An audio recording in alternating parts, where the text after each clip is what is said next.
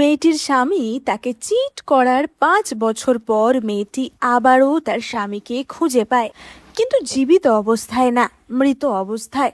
এবং তার স্বামীর আত্মার সাহায্যে মেয়েটি বহু অতৃপ্ত আত্মার শেষ ইচ্ছা পূরণ করে। কিন্তু এই সব কিছুর পিছনে লুকিয়ে ছিল একটা গভীর দুঃখ এবং বিচ্ছেদের কাহিনী। তাহলে চলো আজকের গল্প শুরু করা যাক। আর শুরু করার আগে তোমরা এন্টারটেনমেন্ট এক্সপ্লেনেশনে সাবস্ক্রাইব করতে একদম ভুলো না। আর ড্রামার এন্ডিংটা কিন্তু একদম মিস করো না, কারণ সেটাই ড্রামার সবচেয়ে ইন্টারেস্টিং অংশ।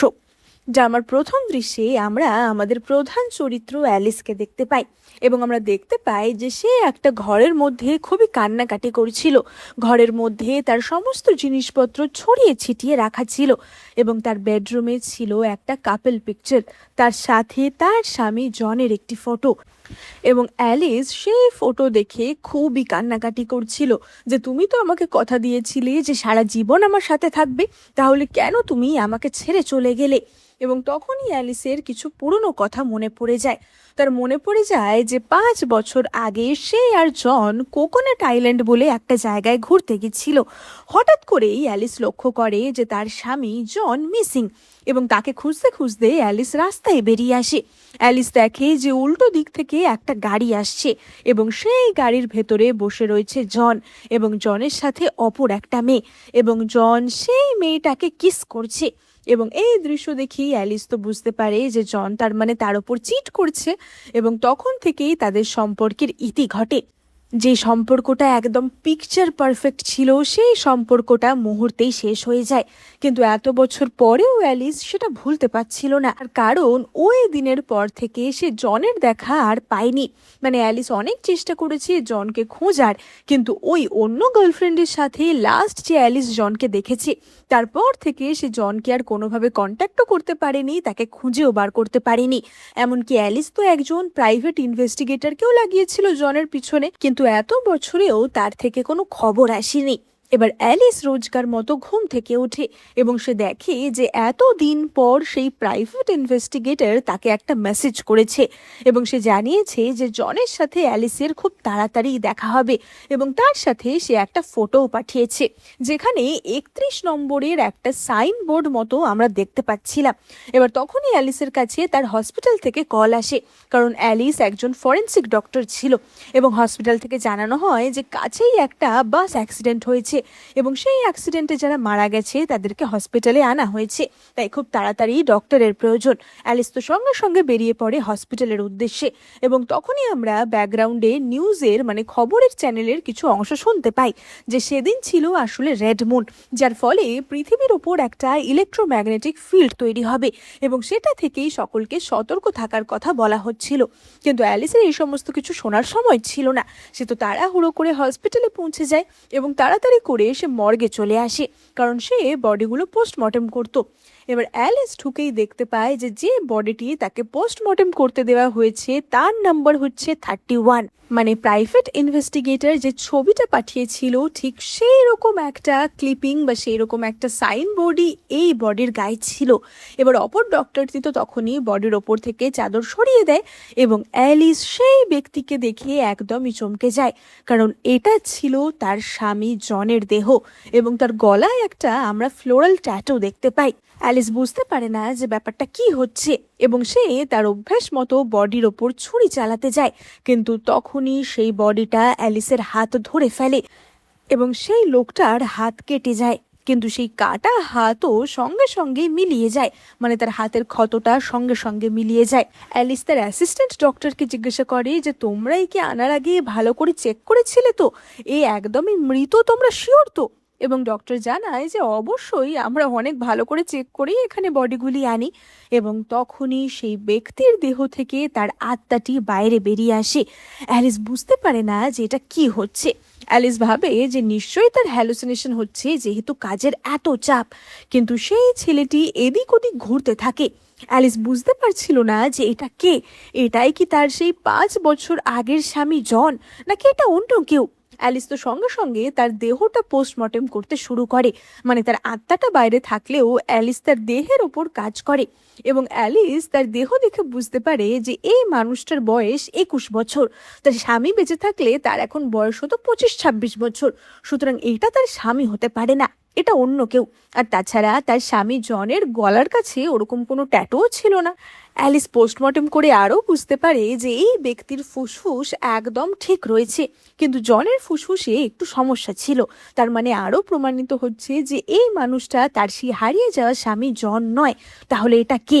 অ্যালিস তো সঙ্গে সঙ্গে তার ছুরি সেই আত্মার দিকে তুলে ধরে যে তুমি কে, আমাকে সত্যি করে বলো। এবং সেই আত্মাটি বলে ওঠে যে আমিও জানি না আমি কে, তুমি কি আমাকে সাহায্য করবে সেটা খুঁজে বার করতে? অ্যালিস বলে ওঠে যে মানে তুমি কি বলতে চাইছো? এবং সেই আত্মাটি বলে যে আমার কেবল এটাই মনে আছে যে আমার নাম লিও, কিন্তু আমি কে, আমার পরিবার কোথায়, সেই সব কিছুই আমি ভুলে গেছি। তুমি কি আমাকে সাহায্য করবে? অ্যালিস তো বলে ওঠে যে আমি কিছুতেই বিশ্বাস করি না যে এরকম কিছু হতে পারে, এসব আত্মা টাত্মা কিছু হয় না, এইসব কিছুর পিছনে কোনো বৈজ্ঞানিক যুক্তি নেই। এবং লিও তখনই বলে যে কেন, তুমি খবর শোনোনি?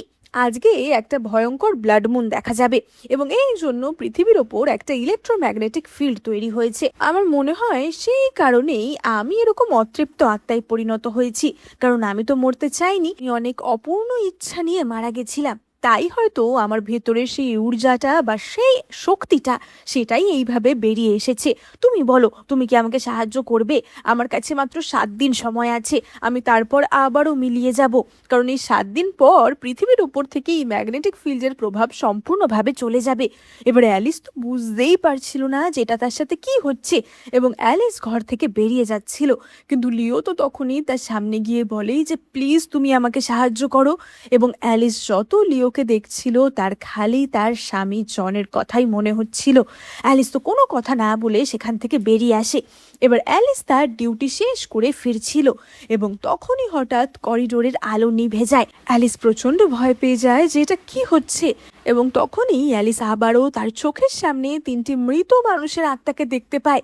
অ্যালিস তো প্রচণ্ড ভয় পেয়ে সেখান থেকে পালিয়ে যাচ্ছিল, কিন্তু তখনই সেখানে লিও চলে আসে তাকে প্রটেক্ট করতে, এবং লিও তার ক্ষমতার সাহায্যে সেই আত্মাগুলিকে সেখান থেকে তাড়িয়ে দেয়। লিও বলে ওঠে যে দেখো, আমার মনে হয় তোমার মধ্যে এমন কোনো ক্ষমতা আছে যাতে তুমি মৃত আত্মাদের দেখতে পাচ্ছ, তো তুমি আমাকে এই 7 দিনে সাহায্য করো আমার মেমোরি ফিরে পেতে, আর আমি তোমাকে এইসব আত্মাদের থেকে প্রোটেক্ট করব বা তাদের সাথে কমিউনিকেট করতে সাহায্য করব। আসলে তারা তো অতৃপ্ত আত্মা, তাই সকলেই কোনো না কোনো অপূর্ণ ইচ্ছা নিয়ে মারা গেছে। যদি আমরা তাদের সেই শেষ ইচ্ছাগুলো পূরণ করে দিতে পারি তাহলে তারা মুক্ত হয়ে যাবে, তাহলে তো এই পৃথিবীর ভারই কমে যাবে, তাই না? অ্যালিস বলে ওঠে যে ওরা আমার কোনো ক্ষতি করবে না তো? লিও বলে যে তা আমি কি জানি। অ্যালিস বলে যে 7 দিন পর এই সব কিছু ঠিক হয়ে যাবে তো? এবং লিও তো বলে ওঠে যে তাও আমি জানি না। অ্যালিস বলে যে তাহলে তুমি আমাকেই কেন বাঁচলে? এবং লিও তখনই বলে ওঠে যে কারণ চোখ খুলে আমি প্রথম তোমাকেই দেখেছিলাম, তাই জন্যই হয়তো আমি তোমাকে বেছে নিয়েছি। এবং অ্যালিসের তখনই মনে পড়ে যায় তার স্বামী যখন তাকে প্রপোজ করেছিল, জনও তাকে অনেকটা এমনভাবেই বলেছিল যে যেই মুহূর্ত থেকে আমি তোমায় প্রথম দেখেছিলাম তখন থেকেই আমি তোমাকে ভালোবেসে ফেলেছি। লিস ভাবে যে এটা কেমন ভাগ্যের পরিহাস, দুটো মানুষকে এতটা একরকমের কি করে দেখতে হতে পারে, আর লিওকে দেখেও আমার ঠিক ওই রকম ফিলিংস কেন হচ্ছে, এরা তো দুজন আলাদা মানুষ। এবার অ্যালিস লিওকে নিয়ে তার বাড়িতে আসে, এবং লিও তো অ্যালিসের বাড়ি দেখে বলে যে তোমার বাড়ি কি সবসময় এরকম উল্ঢাল হয়েই থাকে নাকি? এবং লিও তখনই অ্যালিসের টেবিলে রাখা তার সাথে জনের ফটোটা দেখতে যাচ্ছিল, কিন্তু অ্যালিস তো তাকে ফটোটা দেখতে দেয় না, কারণ অ্যালিস চাইছিল না যে লিও জানুক যে অ্যালিসের স্বামীকেও তার মতোই দেখতে। অ্যালিস তো তখনই বলে ওঠে যে রাত তো অনেক হলো, এবার ডিনার করা দরকার, কিন্তু তুমি তো আত্মা, তোমার কি খিদে টিদে পায় নাকি? লিও বলে যে আমিও তো নতুন নতুন আত্মা হয়েছি, আমি কি করে জানবো? তুমি বরং আমার ফেভারিট টমেটো আর এগ দিয়ে নুডলস বানিয়ে আনো, ওটা বানালে নিশ্চয়ই আমার খেতে ইচ্ছা করবেই। এবং অ্যালিসের তখনই মনে পড়ে যায় যে টমেটো আর এগ দিয়ে নুডলস, সেটা তো তার স্বামী জনেরও ফেভারিট ছিল। অ্যালিসের মনে পড়ে যে কলেজে পড়াকালীন সে জনের জন্য এই নুডলস বানিয়ে নিয়ে যেত, এবং জন তাকে বলেছিল যে এটা আমার খাওয়া সবচেয়ে বেস্ট নুডলস। এবার অ্যালিস তখনই লিওকে একটা কন্ট্রাক্ট পেপার দেয় যে আমরা যে একসাথে থাকবো, আমাদের তো কিছু একটা কন্ট্রাক্ট থাকতে হবে নিজেদের মধ্যে। তুমি বলেছো যে তোমাকে আমি 7 দিন সময় পাচ্ছি সাহায্য করার, তো তোমার শেষ ইচ্ছা কি? কি করলে তোমার আত্মা তৃপ্তি পাবে? লিও বলে যে আমার তো নিজের ব্যাপারে কিছু মনেই নেই, তাই আমার শেষ ইচ্ছা কি, আমার কোন ইচ্ছা অপূর্ণ থেকে গেছে সেগুলোও আমার মনে নেই। কিন্তু হ্যাঁ, যখন আমার আশেপাশে অন্য কোনো অতৃপ্ত আত্মা আসে, তখন আমার একটু একটু নিজের জীবনের কথা মনে পড়ে যায়। তাই যদি আমরা অন্য অতৃপ্ত আত্মাদের সাহায্য করি তাহলে কেমন হয়? তাহলে হয়তো আমি আমার মেমরি আস্তে আস্তে ফিরে পাবো। এবং অ্যালিস তো মনে মনে ভাবে যে সেটা করা যেতে পারে। তো 1 সপ্তাহ পরে কিন্তু আমাদের মধ্যে আর কোনো সম্পর্ক থাকবে না, এই কন্ট্রাক্ট পেপারে তুমি সাইন করে দাও। এবং লিও তো তখনই অ্যালিসের হাত ধরে তাকে প্রমিস করে, এবং লিওর প্রমিস করার স্টাইলটা পুরোই জনের মতো ছিল। অ্যালিস খুবই অবাক হয়ে যাচ্ছিল যে দুটো মানুষের মধ্যে এত মিল কি করে থাকতে পারে। এবার অ্যালিস তো তখনই জিজ্ঞাসা করে যে কিন্তু এই অতৃপ্ত আত্মাদের আমি কোথা থেকে খুঁজে বার করব? এবং লিও বলে যে আমাদের কিছু করতে হবে না, তারাই আমাদের কাছে আসবে। এবার তখনই আমরা একটি মেয়ের দৃশ্য দেখতে পাই, এবং সেই মেয়েটির নাম ছিল জাসমিন। আমরা দেখতে পাই জাসমিন একজন স্টুডেন্ট ছিল, এবং সে একটা বিল্ডিং এর ছাদ থেকে পড়ে গিয়ে নিজের প্রাণ দেয়। এবং এই জাসমিনই অ্যালিসের কাছে আসে সাহায্য চাইতে। হঠাৎ করেই অ্যালিসের ঘরের লাইটগুলো নিভতে জ্বলতে শুরু করে দেয়, এবং অ্যালিসেরও মাথার ওপর প্রচণ্ড চাপ পড়তে শুরু করে। অ্যালিসের মনে হয় যে সে কিছু দৃশ্য দেখতে পাচ্ছে, এবং তখনই তার সামনে একটা কালো বিড়াল হাজির হয়, যেটা কিনা আসলে জাসমিন ছিল। আসলে জাসমিন এখনো তার নিজের রূপ ধরে এই পৃথিবীতে আসতে পারছিল না, তাই জন্য সেই কালো বিড়ালের রূপ ধরে পৃথিবীতে এসেছিল। অ্যালিস তাকে জিজ্ঞাসা করে যে তাহলে বলো তোমার শেষ ইচ্ছা কি, আমি কি করে তোমাকে সাহায্য করব? এবং তখনই জাসমিন তার জীবনের কাহিনী বলে। জাসমিন একজন সাধারণ কলেজ স্টুডেন্ট ছিল, এবং কলেজে সে একদমই সাধারণ, কারোর চোখে না পড়ার মতোই ছিল। কিন্তু তারপরেও কলেজের সবচেয়ে হ্যান্ডসাম ছেলেটা, সবচেয়ে ফেমাস ছেলেটাকে জাসমিন পছন্দ করত, যার নাম ছিল জাসপার। এবার জাসমিন একদিন রাস্তা দিয়ে যাচ্ছিল, এবং হঠাৎই হোঁচট খেয়ে তার চোখ থেকে চশমাটা খুলে যায়। এবার জাসমিন তো চশমা ছাড়া একদম দেখতে পেত না, তাই সে হাতড়ে হাতড়ে চশমা খোঁজার চেষ্টা করছিল, এবং তখনই জাসপার তাকে সাহায্য করে। সেটাই ছিল তাদের প্রথম ইন্টারাকশন, এবং তখন থেকেই জাসমিনের মনে একটু একটু করে ভালোবাসা দানা বাঁধতে থাকে। সে প্রায়ই জাসপারকে লুকিয়ে লুকিয়ে দেখত, এবং জাসমিনের শেষ ইচ্ছা এটাই ছিল যে সে একবার জাসপারের সাথে দেখা করতে চায়, কারণ সে তার ভালোবাসার কথা মৃত্যুর আগে জাসপারকে বলে যেতে পারেনি। এবার এটা কি করে সম্ভব হবে? লিও জানায় যে যদি দুই পক্ষই রাজি থাকে, মানে যদি জাসপার এবং জাসমিন দুজনেই রাজি থাকে, তাহলে অ্যালিসের মাধ্যমে তারা একে অপরের সাথে আবারও যোগাযোগ করতে পারবে। মানে জাসমিনের আত্মা মানুষ জাসপারের সাথে যোগাযোগ করতে পারবে। কিন্তু তারা জাসপারকে কি করে রাজি করাবে?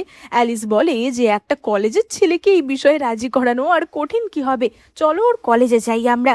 কিন্তু কলেজে গিয়ে তারা দেখে যে জাসপার সত্যি ভীষণ ফেমাস ছিল, এবং সব মেয়েরা তো সব সময় তার পিছনে পড়ে থাকতো।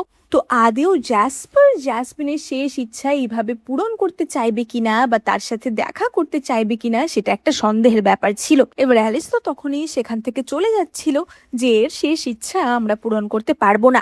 দেখছো না ছেলেটার পিছনে কত মেয়ে পাগল, আর তাছাড়া জোর করে কি কখনো ভালোবাসার সম্পর্ক গড়ে তোলা যায় নাকি? এবং লিও তো তখনই বলে ওঠে যে আমরা সেটা ঠিক করার কে, আমাদের অন্তত একবার চেষ্টা তো করা উচিত, কারণ একতরফা প্রেমেরও কিন্তু অনেক ক্ষমতা থাকে।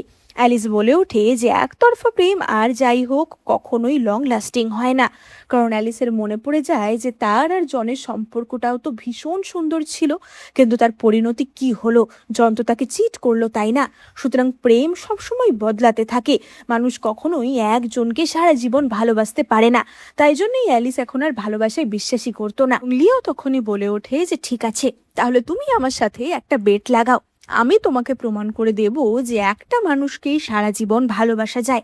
যদি আমি এই বেটে হেরে যাই তাহলে আমি এখান থেকে চলে যাব, কিন্তু যদি আমি এটা তোমার কাছে প্রমাণ করতে পারি তাহলে আমাকে এখানে রাখার তুমি একটা উপায় বার করো, কারণ আমি যখন প্রথম থেকে তোমাকে দেখেছি আমি তোমাকে পছন্দ করে ফেলেছি।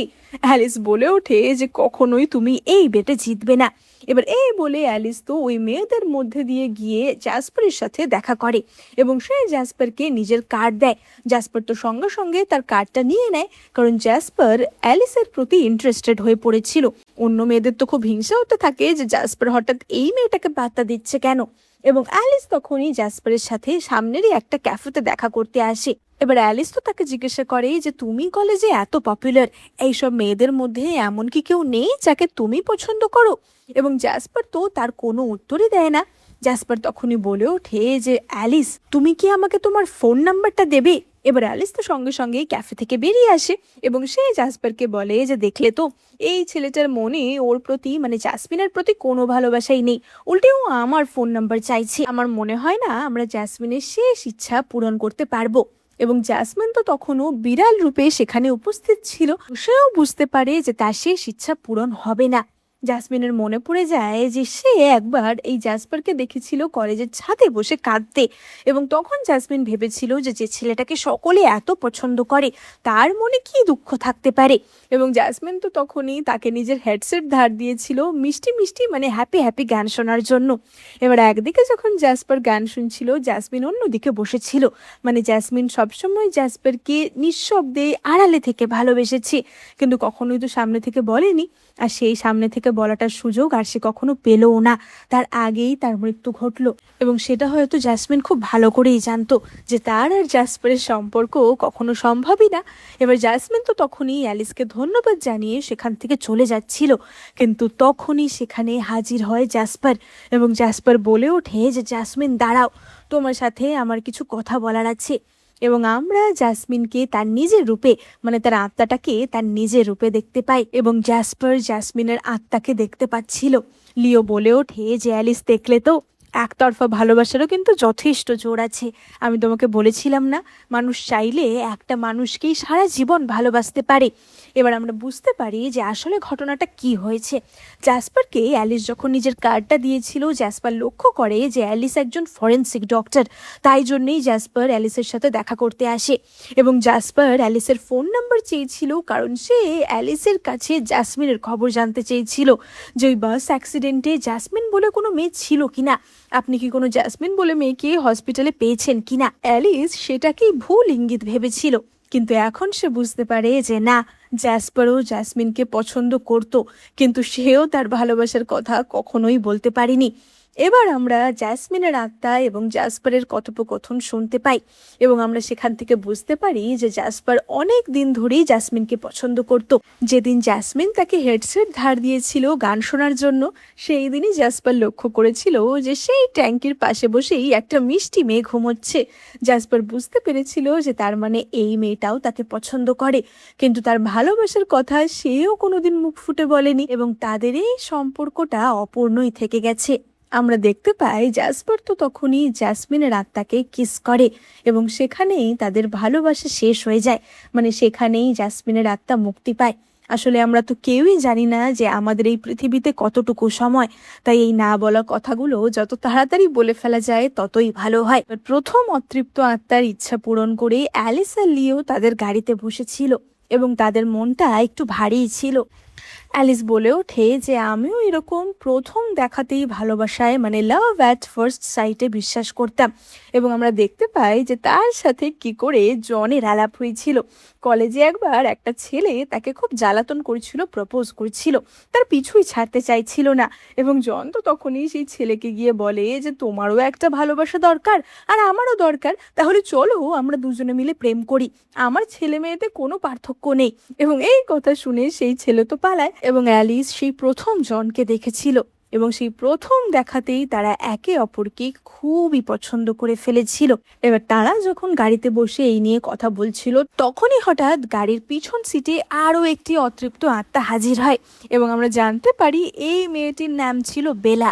বেলা বলে যে আমার মরার আগে একটা ইচ্ছাই পূরণ হয়নি, আর সেটা হচ্ছে যে আমি কোনোদিনও রোম্যান্স করতে পারিনি।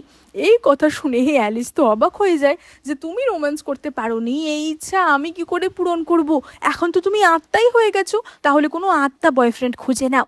এবং বেলা তো বলে যে সেটা তো কখনোই সম্ভব না, কিন্তু আমি আমার ইচ্ছা পূরণ করার একটা উপায় জানি। এবং এই বলে বেলার আত্মা অ্যালিসের দেহের ওপর ভর করে, মানে অ্যালিসের মাধ্যমে বেলা এই জাগতিক পৃথিবীর সমস্ত কিছু অনুভব করতে পারবে। এবার সঙ্গে সঙ্গে সে তো একটা ক্লাবে চলে আসে, মানে এসে এসেছিল অ্যালিসি, কিন্তু হচ্ছিল সবকিছু বেলার ইচ্ছাতে। এবং সেখানেই আমরা একটি সার্ভারকে বা একজন ওয়েটারকে দেখতে পাই। অ্যালিস তাকে বলে যে এখানে যত হ্যান্ডসাম প্লে বয় ছেলেরা রয়েছে তাদের সকলকে নিয়ে আসো, আমি তাদের মধ্যে থেকে একজনকে বেছে নেব রোম্যান্স করার জন্য। এবং এই বলে সে তো হ্যান্ডসাম ছেলেদের মধ্যে একজনকে বাছছিল, কিন্তু ততক্ষণে সেখানে লিও চলে আসে। লিও বলে যে তুমি এখানে এদের মধ্যে থেকে কাউকে বাঁচতে পারো না। আসলে অ্যালিসের ভিতরে বেলার আত্মা থাকলেও মানুষটা তো অ্যালিসই ছিল, তাই লিওর তো খুবই হিংসা হচ্ছিল যে না না, অ্যালিসকে এইসব কিছু করতে দেওয়া যাবে না। এবং সে তো অ্যালিসকে নিয়ে তাড়াহুড়ো করে সেখান থেকে চলে আসে। এবার পরের দিন সকালে ঘুম ভাঙতেই অ্যালিস দেখে যে তার পাশে লিও শুয়ে রয়েছে। অ্যালিস ভাবে যে তাহলে কি লিওর আত্মা, মানে লিওর সাথেই সে কিছু করে ফেলেছে। এবং সামনেই বাথটাবে সে বেলার আত্মাকেও দেখতে পায়। বেলা বলে ওঠে যে দিলে তো তুমি আমার এত ভালো প্ল্যানটায় জল ঢেলে, কালকে আরেকটু হলেই আমি কত রোম্যান্স করতে যাচ্ছিলাম, আর তোমার এই আত্মা প্রেমিক আমাকে সেখান থেকে সরিয়ে আনলো। কিন্তু আজকে কিন্তু আমি আর হার মানবো না, আজকে আমি আমার ইচ্ছা ঠিকই পূরণ করবই। এবার অ্যালিসের তখনই মনে পড়ে যায় যে গত রাতে কি হয়েছিল। যতক্ষণ বেলা তার দেহে ছিল তার তো সেই স্মৃতিটা একদমই নেই, কিন্তু বেলা যখন তার দেহ থেকে বেরিয়ে যায় ততক্ষণে অ্যালিস পুরোপুরি ড্রাঙ্ক হয়ে পড়েছে। লিও তাকে এই ঘরে নিয়ে আসে এবং অ্যালিস তো তার গায়ে রীতিমতো বমি করে দিয়েছিল। অ্যালিস বারবার লিওকে বলছিল যে আমার কপালে কিস করো, মানে অ্যালিস লিওর থেকে জনের মতো ভালোবাসাটা এক্সপেক্ট করছিল এবং লিও সেটাই করেছিল। যাই হোক, এবার বেলা তো আবারও অ্যালিসের দেহে ভর করে এবং আমরা দেখতে পাই তারা আবারও একটা নাইট ক্লাবে গিয়ে হাজির হয়। এবং লিও তো আগের দিনের মতো আবারও তার পিছু পিছু তাকে বাঁধা দিতে সেখানে পৌঁছায়। এবার অ্যালিসের মধ্যে তখন তো বেলা ছিল, তাই সে তো লিওকে দেখেই দৌড়ে পালায় এবং আবারও আগের দিনের সেই ওয়েটারটার সাথে তার দেখা হয়ে যায়।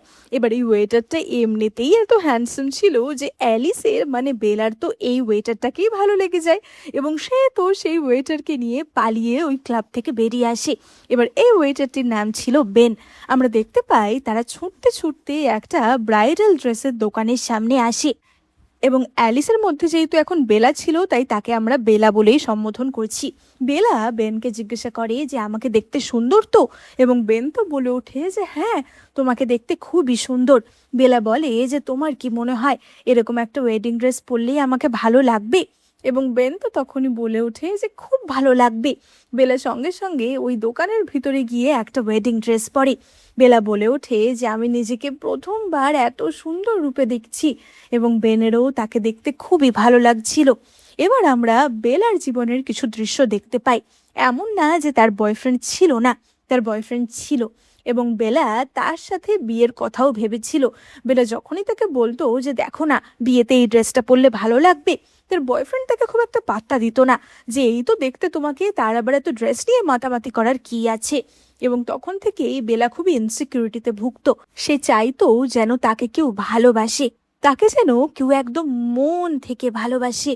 এবার বেন তো তখনই বেলার কাছে এসে বলে যে তুমি কাঁদছো কেন?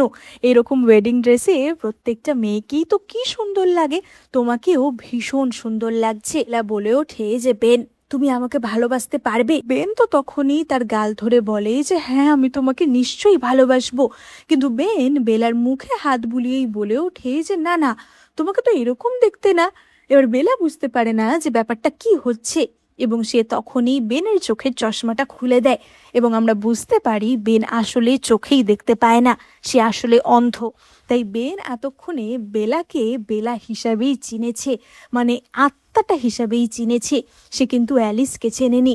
বেন প্রথম থেকেই যাকে এক্সপিরিয়েন্স করেছে সেটা আসলে বেলাই ছিল, অ্যালিস না।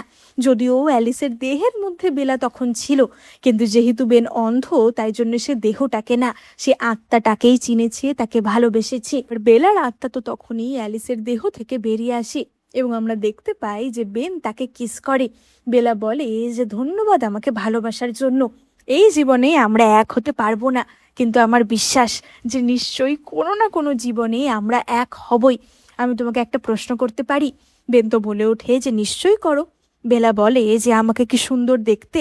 এবং বেন তো বলে যে তোমাকে সবচেয়ে সুন্দর দেখতে, আমি আজ অব্দি যত মেয়ে দেখেছি সবচেয়ে সুন্দর, তুমি যদি আমাকে 1000বার জিজ্ঞাসা করো তাহলেও আমি এই উত্তর দেব।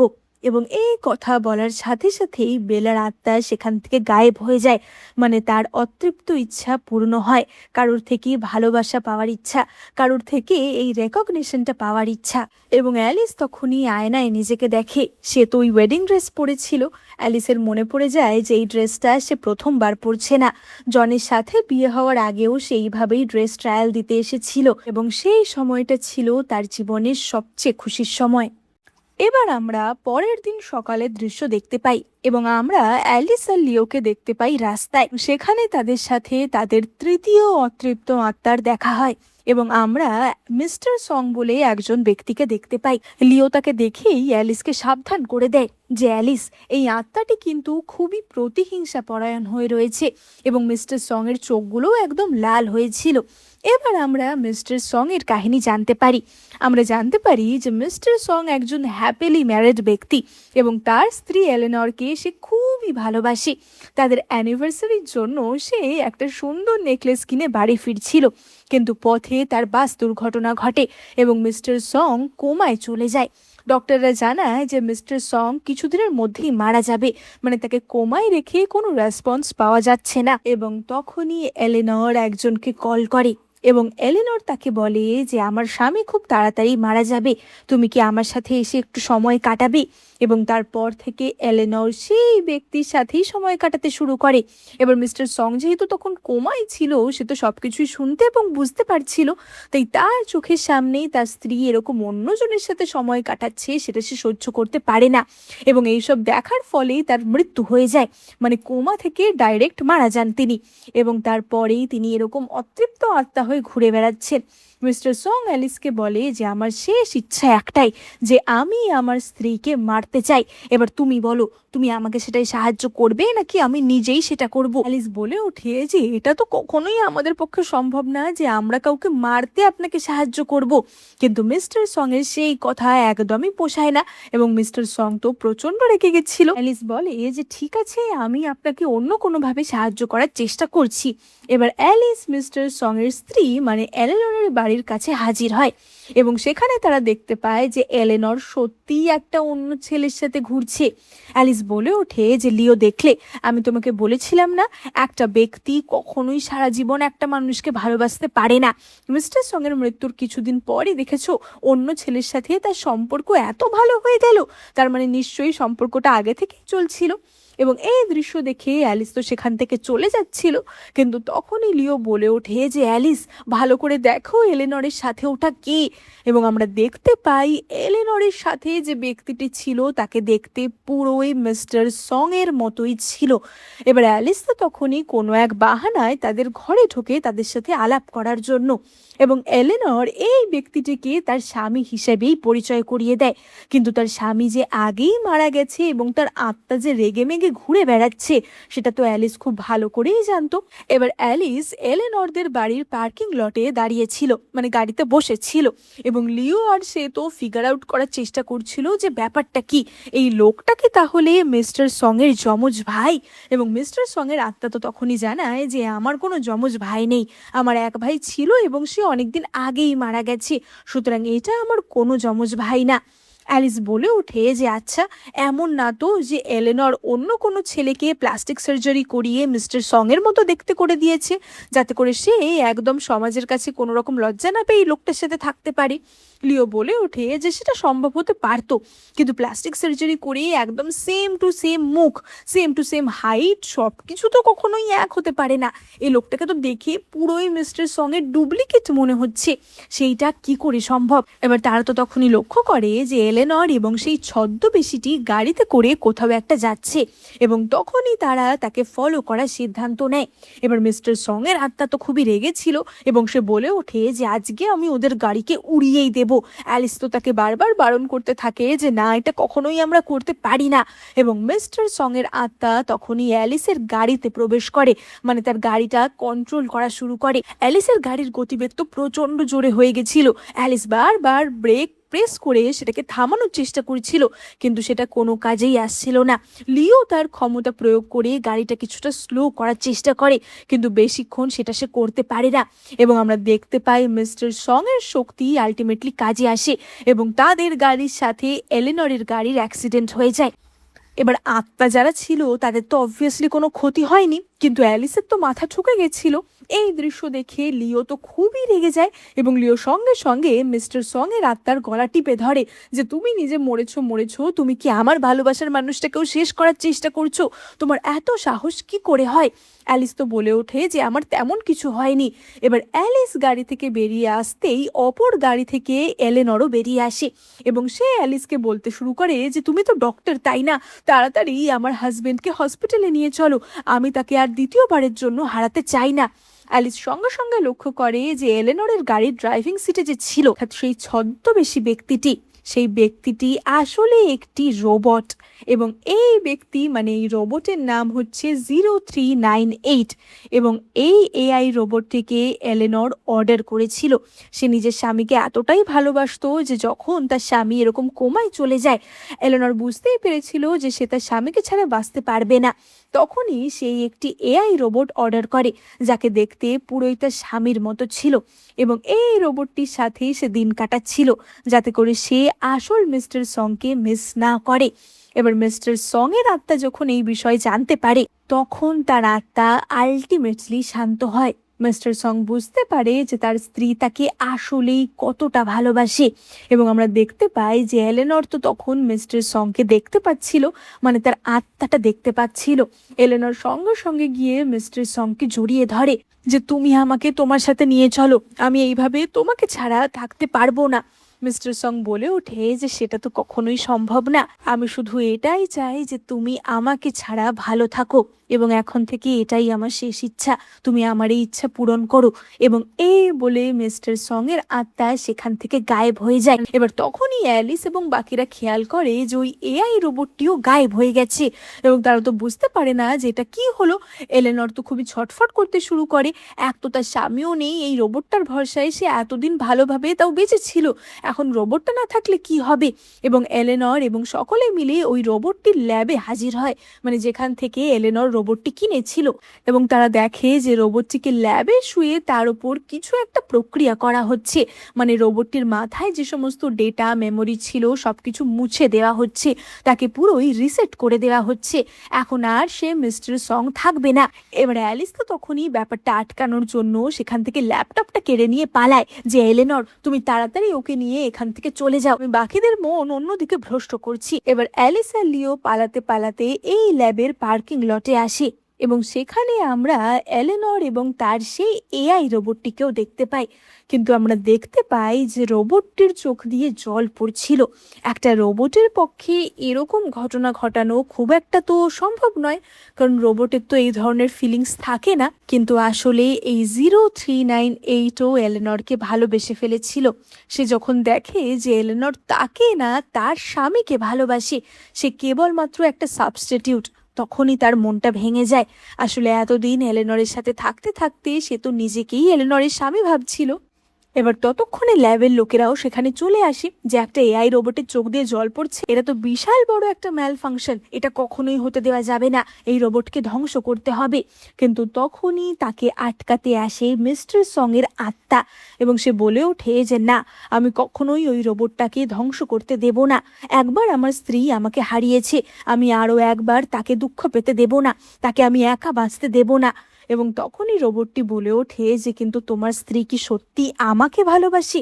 সে তো আমার মধ্যে কেবলমাত্র তোমার মুখটাকে খুঁজে পায়, সেই পরিচিত মুখটা যাকে সে ভালোবেসেছিল, আসলে তো আমি তার ভালোবাসা নই, সুতরাং তাকে এরকম একটা মিথ্যা বন্ধনে আবদ্ধ করা ঠিক হবে না। এবং এলেনর ঠিক করে যে না, সে এরকম কোনো ডিলিউশনের মধ্যে আর থাকবে না। সে তার স্বামীকে হারিয়েছে ঠিকই, কিন্তু মানুষটা না থাকলেও ভালোবাসাটা তো সারা জীবন মনের মধ্যেই থাকে। ওকে ভালোবাসার জন্য তার প্রত্যক্ষ উপস্থিতি কখনোই দরকার হয় না। তাই এলেনর এই রোবটটিকে ছেড়ে দেওয়ারই সিদ্ধান্ত নেয় এবং আলটিমেটলি মিস্টার সং এই পৃথিবী থেকে গায়েব হয়। আমরা এরপর অ্যালিস আর লিওকে দেখতে পাই, তারা তো বাড়িতে ফিরে এসেছিল এবং অ্যালিস লিওকে স্ট্রবেরি জুস দেয় খাওয়ার জন্য। এবার লিও আত্মা হলেও খাওয়া দাওয়া কিন্তু করতেই পারত। আসলে অ্যালিস পরীক্ষা করতে চাইছিল যে লিওই জন কিনা, তাই জন্যই অ্যালিস লিওকে স্ট্রবেরি জুস দিয়েছিল। জনের আসলে স্ট্রবেরি জুসে অ্যালার্জি ছিল, তাই জন্য অ্যালিস জিজ্ঞাসা করে যে তোমার এটা খাওয়ার পর কিছু মনে হচ্ছে, এবং লিও তো বলে ওঠে যে কি মনে হবে, ভালোই তো লাগলো খেতে।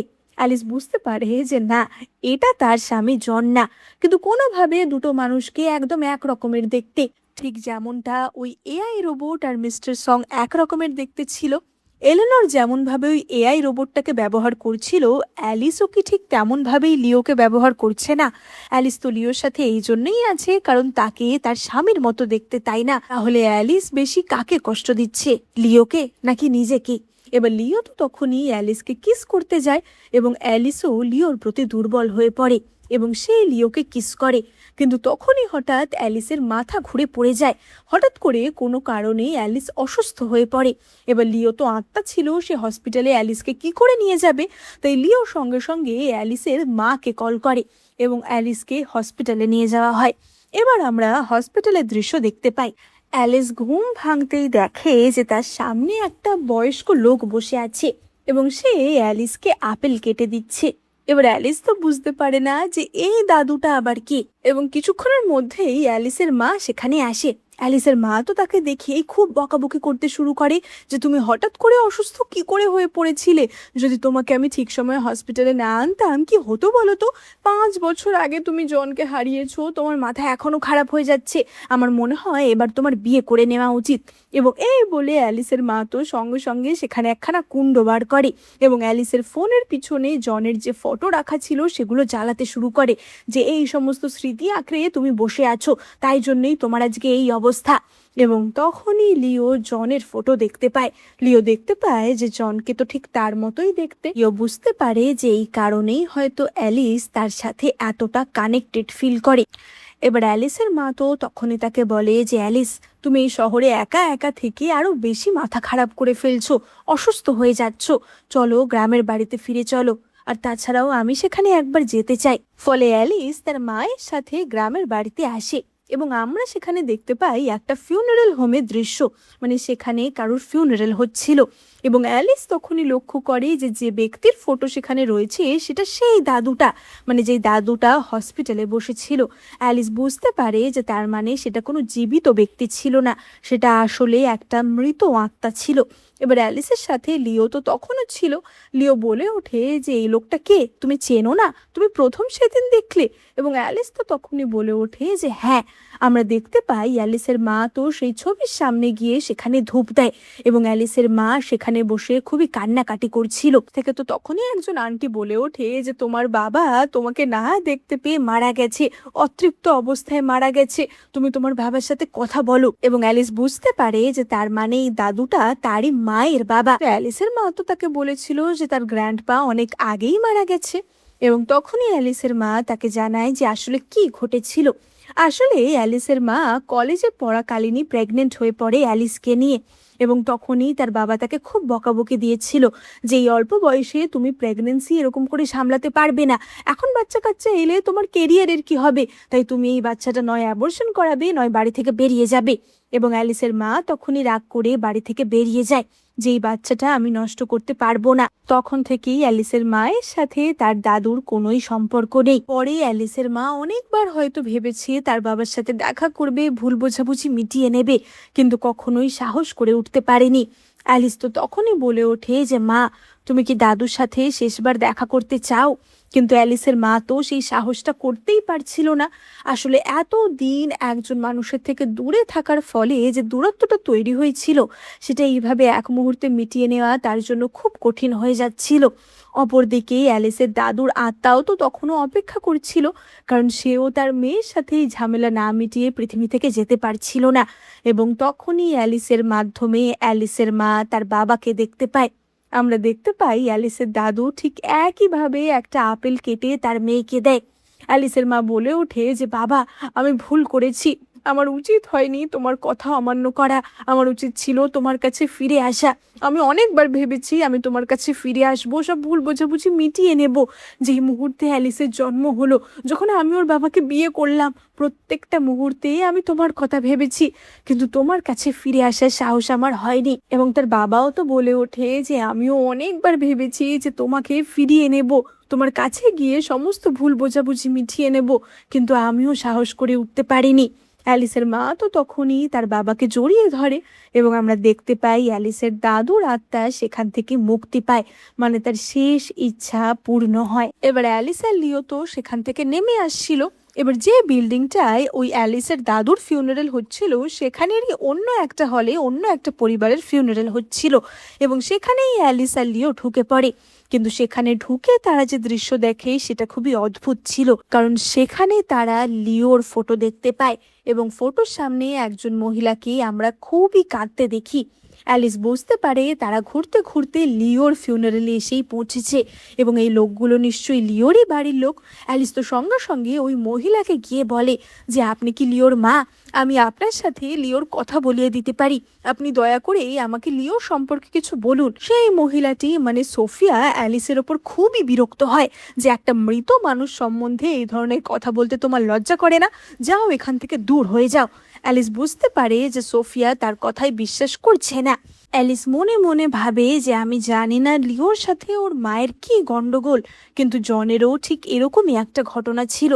আমরা অ্যালিস আর জনের বিয়ের দিনের দৃশ্য দেখতে পাই। সেদিন জন বলেছিল যে অ্যালিস, আজ থেকে তুমি কেবলমাত্র আমার পরিবার। আসলে জনের বাবা তার আগে আগেই মারা গেছিল। জনের একটি সৎ মা এবং এক সৎ বোন ছিল, যারা জনের সাথে কোনো সম্পর্কই রাখতে চায়নি। তাই জনের পরিবার বলতে কেবলমাত্র অ্যালিসই আর বেঁচে ছিল। অ্যালিস মনে মনে ভাবছিল যে লিওর কেসটাও কি এরকমই, এবং তারা ওই মহিলা মানে সোফিয়াকে ফলো করে। তারা দেখে যে সোফিয়া একটি হসপিটালে এসে প্রবেশ করে, যেখানে তার মেয়ে মিলি ভর্তি ছিল এবং মিলি নিজেকে খতম করে দেওয়ার চেষ্টা করেছিল। মিলির সাথে সোফিয়া দেখা করতে এলে মিলি তো রীতিমতো তাকে সেখান থেকে তাড়িয়ে দেয় যে মা, আমার এখানে একদম আসবে না, আমি একা থাকতে চাই। সোফিয়া চলে যাওয়ার পরই লিও এবং অ্যালিস সেখানে প্রবেশ করে এবং মিলি তাদের দুজনকেই দেখতে পায়। মানে এতক্ষণ তো লিওর আত্মাকে অন্যান্য আত্মা ছাড়া আর কোনো জীবিত ব্যক্তি দেখতে পাচ্ছিল না, কিন্তু মিলি কোনোভাবে লিওর আত্মাকে দেখতে পায়। আসলে মিলিও কিছুক্ষণ আগে মৃত্যুর খুব কাছে ছিল, তাই জন্যই সে হয়তো লিওর আত্মাকে দেখতে পাচ্ছিল। এবার অ্যালিস তো তখনই মিলিকে জিজ্ঞাসা করে যে তুমি লিওর ব্যাপারে কিছু জানলে সেই ব্যাপারে আমাদের বলো। কিন্তু মিলি জানায় যে লিওর ব্যাপারে সে কিছুই জানে না, কারণ তাদের সাথে লিওর সম্পর্ক একদমই ভালো ছিল না। এবার অ্যালিস তো তখনই নিজের পরিচয় দেয় যে সে একজন ফরেন্সিক ডক্টর এবং সে এখানে লিওর ব্যাপারেই খোঁজ নিতে এসেছে। এবং সে তো মিলির পাশের বেডটায় বসে তার সাথে কথা বলতে যাচ্ছিল, কিন্তু ওই বেডে বসতেই মিলি খুব অদ্ভুতভাবে রিয়াক্ট করে যে কে তোমাকে এখানে বসতে বলেছে, একদম এখানে বসবে না।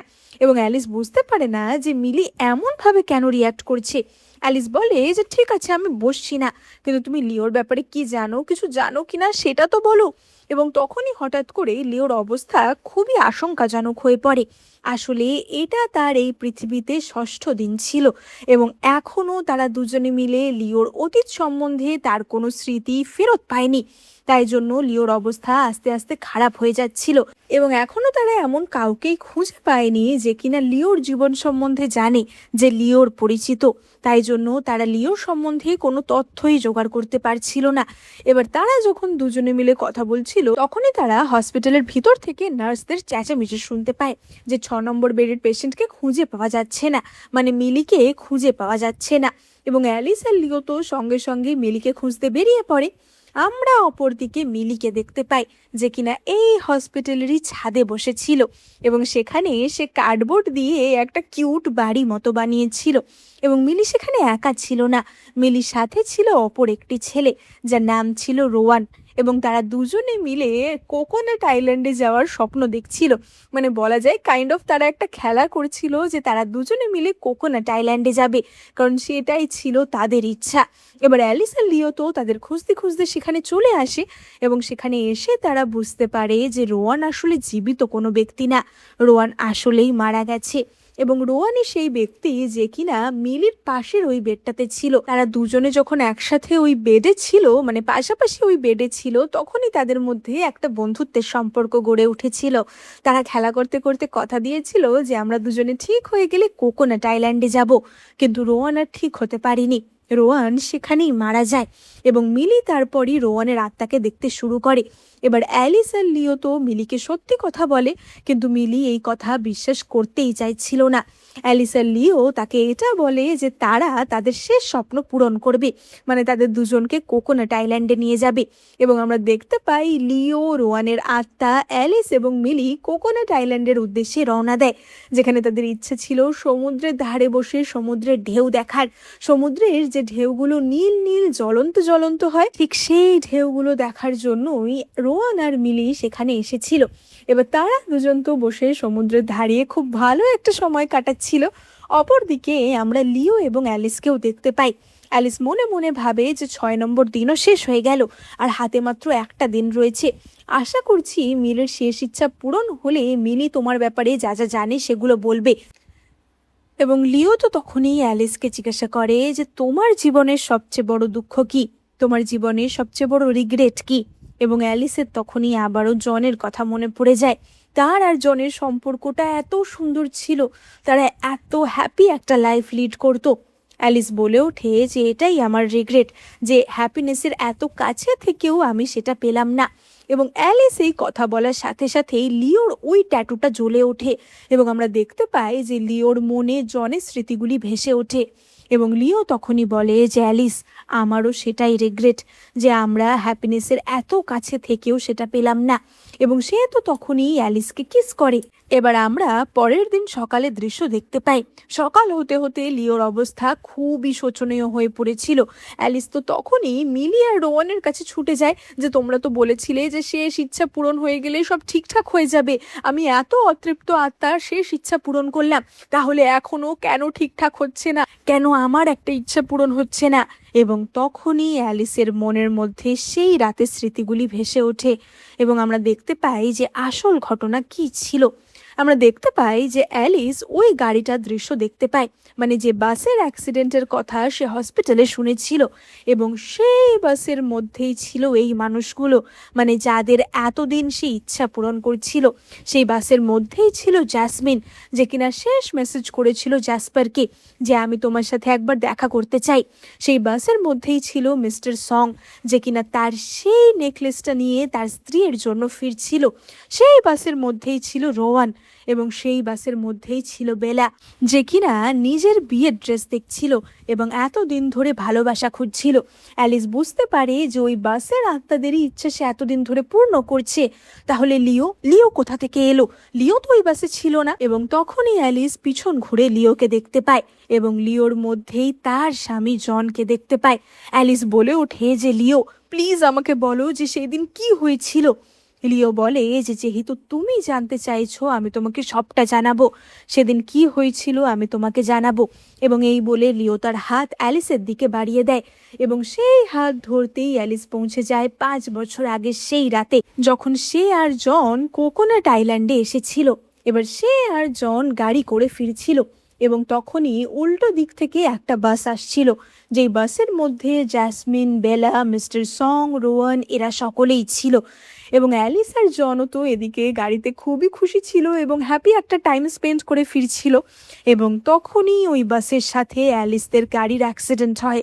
জন সঙ্গে সঙ্গে অ্যালিসের ওপর ঝাঁপিয়ে পড়ে তাকে গার্ড করার জন্য এবং সে অ্যালিসকে বাঁচিয়ে নেয়, কিন্তু অ্যালিস আর অপর বাসের ড্রাইভার ছাড়া কাউকেই বাঁচানো যায় না।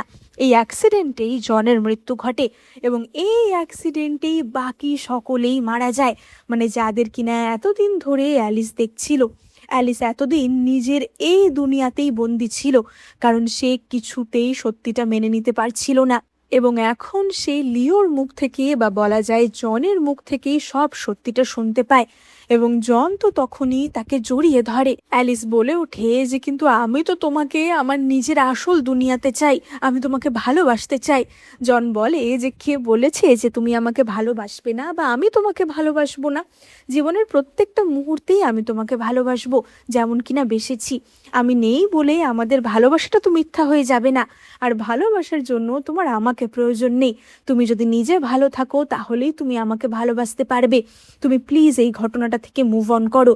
এবং অ্যালিসের তো তখনই তার জনের সাথে কাটানো খুশির মুহূর্তগুলো, আনন্দের মুহূর্তগুলো মনে পড়ে যাচ্ছিল।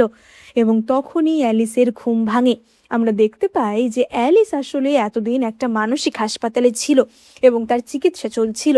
অ্যালিস একজন সাইকিয়াট্রিস্টের কাছে চিকিৎসার জন্য গেছিল এবং সেই হিপনোসিসের মাধ্যমে অ্যালিসকে এইসব কিছু এক্সপিরিয়েন্স করাচ্ছিল। কারণ অ্যালিস এতদিন এই বিচ্ছেদের দুঃখটা মানতে পারছিল না, তাই জন্য সে মনের মধ্যেই গল্প বানাতে শুরু করে দিয়েছিল। এই লিও বলে যে মানুষটি বা লিও রূপ ধরে জন এসে অ্যালিসকে এই বিচ্ছেদটাই এক্সপিরিয়েন্স করায়। জ্যাসমিন আর জ্যাসপারের মাধ্যমে, বেলা বেনের মাধ্যমে, মিস্টার সং এলেনরের মাধ্যমে বা মিলি রোয়ানের মাধ্যমে, প্রত্যেকটা কাপেলের ক্ষেত্রেই একজন মারা গেছে এবং একজনকে এই দুনিয়াতেই থেকে যেতে হয়েছে বিচ্ছেদের কষ্ট নিয়ে। লিও অ্যালিসকে প্রতিবার এই ঘটনাগুলো এক্সপিরিয়েন্স করাচ্ছিল যাতে অ্যালিস এই বিচ্ছেদের কষ্টটার সাথে একটুখানি এক্সপিরিয়েন্স হতে পারে, একটু ইউজড টু হতে পারে, যাতে অ্যালিস আলটিমেটলি তার নিজের বিচ্ছেদটাও মেনে নিতে পারে এবং শেষ অবধি অ্যালিস সত্যের মুখোমুখি হতে পারে এবং সে বুঝতে পারে যে না, যে স্বামীকে সে ভালোবাসতো তাকে সে হারিয়ে ফেলেছে, কিন্তু ভালোবাসা তো কখনো হারিয়ে যায় না। অ্যালিস আসলে নিজের মনে মনেই গল্প বানিয়ে নিয়েছিল যে জন তাকে চিট করেছে, জন তাকে ছেড়ে চলে গেছে, যাতে কিনা তার মৃত্যুর দুঃখটা তাকে এক্সপিরিয়েন্স করতে না হয়। কিন্তু এখন সে সত্যিটা জানতে পেরেছে। অ্যালিস সাইকিয়াট্রিস্টের অফিস থেকে বেরিয়ে সেই ফোনটা, মানে জনের ফোনটা ফেলে দেয়। এই 5 বছর এক জায়গায় গোল গোল ঘোরার পর এখন মুভ অন করার পালা। আমরা দেখতে পাই অ্যালিস তারপরেই মিলির সাথে হসপিটালে দেখা করতে আসে, কারণ মিলিই ছিল জনের সেই সৎ বোন। এবং অ্যালিসকে দেখেই মিলি বলে ওঠে, তোমাকে খুব চেনা চেনা লাগছে। আমি একটা স্বপ্ন দেখেছিলাম যে আমি সমুদ্রের ধারে ঘুরতে গেছি রোয়ানের সাথে, তুমিও কি সেই স্বপ্নে ছিলে? এবং অ্যালিস মনে মনে ভাবে যে হয়তো সত্যি সে সেই স্বপ্নে ছিল। অ্যালিস বেরিয়ে আসার সময় শুনতে পায় যে নার্সরা বলা বলি করছে যে মিলির পাশের বেডে যে ছেলেটি ছিল অর্থাৎ রোয়ান, সে তো মারা গেছে, কিন্তু তার হার্টটা, মানে তার অর্গান ডোনেশনের মাধ্যমেই মিলিকে বাঁচিয়ে তোলা গেছে। তাই বলা যায় রোয়ানের একটা অংশ এখনও মিলির মধ্যে বেঁচে রয়েছে। অ্যালিস হসপিটাল থেকে বেরিয়েই আবারও জনকে দেখতে পায়, কিন্তু অ্যালিস জানতো যে এটা তার হ্যালুসিনেশন। যদিও জন পৃথিবীতে নেই, কিন্তু কোনো এক দুনিয়ায়, কোনো হয়তো এক প্যারালাল ওয়ার্ল্ডে সে আর জন এক হতে পারবে। হয়তো কোনো প্যারালাল ওয়ার্ল্ডে জ্যাসমিন আর জ্যাসপারও নিজেদের ভালোবাসার কথা একে অপরকে বলতে পারবে, হয়তো একটা ভালো কাপল হয়ে উঠতে পারবে। হয়তো কোনো এক প্যারালাল ওয়ার্ল্ডে বেলা আর বেনও একে অপরকে বিয়ে করতে পারবে। হয়তো কোনো এক প্যারালাল ওয়ার্ল্ডে মিস্টার সং কখনো মারাই যাবে না এবং তারা খুব হ্যাপিলি তাদের অ্যানিভার্সারিও পালন করতে পারবে। হয়তো কোনো অন্য এক দুনিয়ায় আমাদের অপূর্ণ ইচ্ছাগুলো সত্যিই পূরণ হবে, কিন্তু সেই অপূর্ণ ইচ্ছাগুলোর জন্য আমরা আমাদের বর্তমানটা তো কখনোই নষ্ট করতে পারি না। তাই লাইফের একটাই নিয়ম, সেটা হচ্ছে মুভ অন করতে হবে। এবং সেই নিয়মটাই অ্যালিস অনেক কষ্টের মাধ্যমে শিখতে পারে এবং এখানেই আমাদের এই অন্যরকম ড্রামাটা শেষ হয়। তো এই অন্যরকম ড্রামাটা তোমাদের কেমন লাগলো সেটা কিন্তু অবশ্যই কমেন্ট করে জানিও। আর ভালো লাগলে এক্ষুনি লাইক, কমেন্ট, শেয়ার আর সাবস্ক্রাইব করে দিও। এই চ্যানেলে আমি তোমাদের জন্য অনেক চাইনিজ ড্রামা এক্সপ্লেন করে থাকি, তাই তোমরা চটপট সাবস্ক্রাইব করে এক্ষুনি নোটিফিকেশন বাটনে ক্লিক করে দাও, না হলে কিন্তু নতুন নতুন ড্রামা মিস হয়ে যাবে। দেখা হবে পরের ভিডিওতে।